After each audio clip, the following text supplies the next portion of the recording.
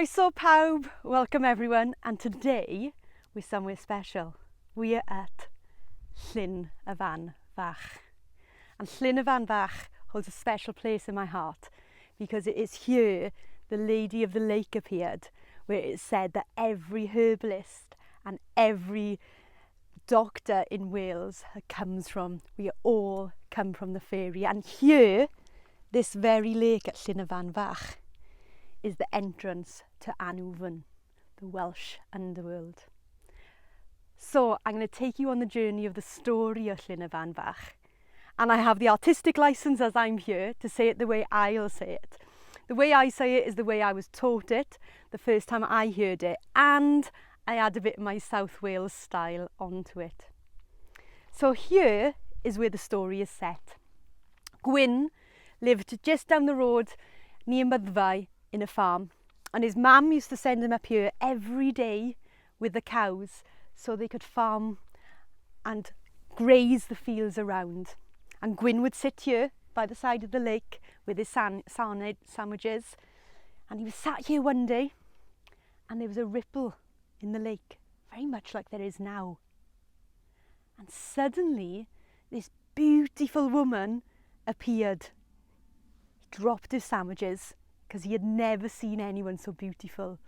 And he picked up his sandwich and went to hand it to this beautiful maiden that was at the middle of the lake. And she said, "Cras de vara, nid hawdd vanala." That bread's too crusty, too crimped, not that easy to catch me. And she dived back down to Annwfn. He went home, Mum, you're not going to believe what happened today. I saw the most beautiful woman I have ever seen. Much beautiful, more beautiful than those women down in Myddfai. I want to marry her, but Mum, she didn't like your bread. Well, Mum said, well, I'm not having that, boy. Tomorrow, I'm going to bake the best bread there is. So back again the next day, Gwyn comes back up here to Llyn y Fan Fach. Cows were grazing, and he was there with this bread, waiting to see the Lady of the Lake. She wasn't appearing. He was starting to get a bit disappointed, and she appeared, and again he offered the bread without even thinking. This time, not good enough. Dived back down to the lake. He went home, sulking, Mum. She still didn't like the bread. So the mother said, I know what we'll do, boy. We'll half bake this bread, so it's not going to be too hard, not going to be too soft. It will be the best bread this woman has ever seen. Up you go the next day, boy. I'll give you the bread. So up he came the next day. The cows were there grazing, and he was waiting. Didn't think she was going to come. And suddenly this ripple came, and he handed the bread and said, would you marry me? And she dived straight back in, and he thought, oh no, I've lost her again. And suddenly she reappeared with another woman that looked exactly like her, and a man who was her father. And he said, I hear, boy, you want to marry my girl.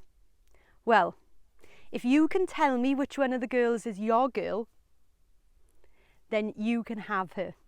You may marry her. And he thought, how am I going to know? They look so alike.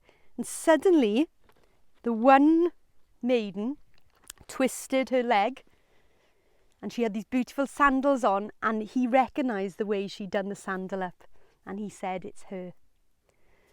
And the father said, well done. You were going to marry, but if you raise your hand to her 3 times, she will come back. And I will gift you all the animals that she can count in one breath to take back to your farm. So she counted 1, 2, 3, 4, 5.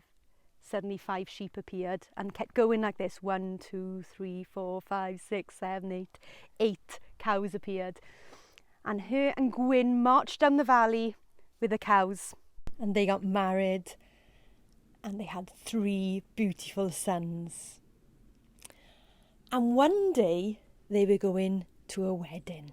It was a big affair in the area.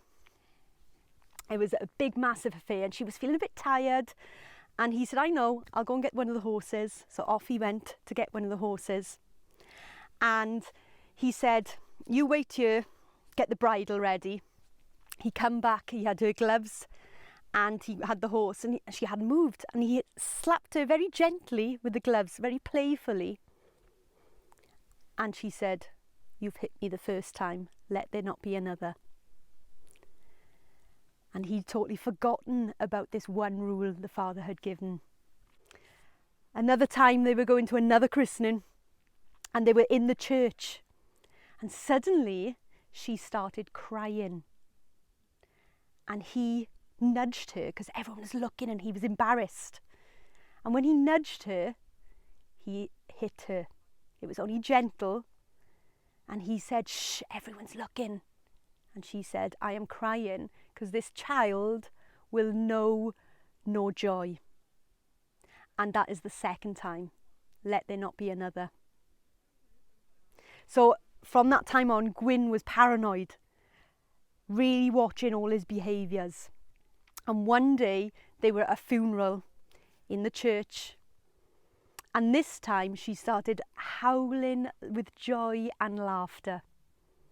And before Gwyn knew it, he tapped her on the shoulder, said, shh, everyone's looking. And in that tap, he'd hit her for the third time. And she said, I am now full of joy because this child is going to rest and is finally at peace. But that is the third time and that is the last time you will see me. She marched back to the farm, called all the animals by their names. They all came, even the calf that was on the hook that had been butchered earlier came back to life to jump back and walk back to the lake.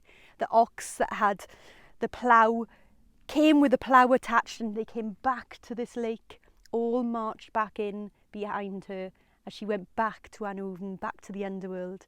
And it is said you can still see the plough lines where the ox comes back into this lake.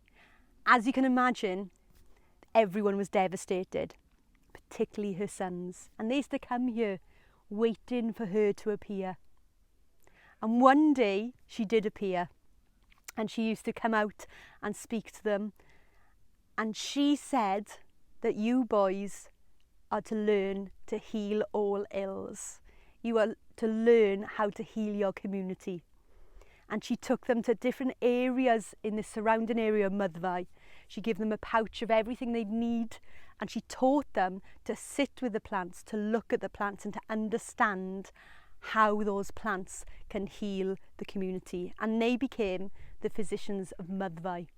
And that is the story of how all herbalists and physicians come from the Lady of the Lake, come from a fairy, and in fact, this very lake here. And it is that story that enabled me to create the Wild Welsh Herbalism course that I teach.